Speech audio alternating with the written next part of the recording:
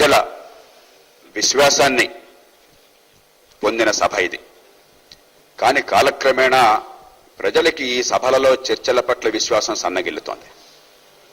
సభలో మంచి ప్రమాణాల చర్చ జరుగుతున్న విశ్వాసం కలగాలి. మనమంతా ఒకే దేశానికి చెందిన వాళ్ళం, ఒకే రాష్ట్రానికి చెందిన వాళ్ళం, ఒకే రాజ్యాంగం గొడుగు కింద ఉన్నవాళ్ళం, ఒకే లక్ష్యం కోసం పనిచేస్తున్న వాళ్ళం.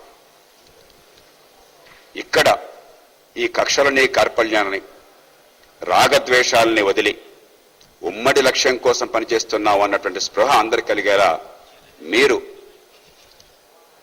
మాకు స్ఫూర్తినిస్తారని చెప్పని మనసారా ఆశిస్తూ కొత్తగా ప్రారంభమవుతున్న N9 న్యూస్ ఛానల్కి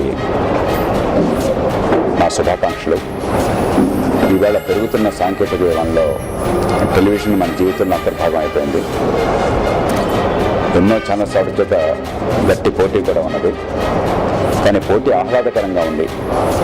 కేవలం టీఆర్పీ రేటింగ్స్ పెంచుకోవడం లక్ష్యం కాకుండా అది మార్గంగా భావించి జనహితాన్ని పెంచడం కోసం టెలివిజన్ని ఒక బలమైన సాధనంగా ప్రజల్లో చైతన్యాన్ని పెంచడం కోసం, వ్యవస్థని మార్చడం కోసం, ప్రజాస్వామ్యాన్ని పునరుద్ధరణ చేయడం కోసం, అవినీతిని అంతం చేయడం కోసం ఉపయోగించే అవకాశం ఉంది.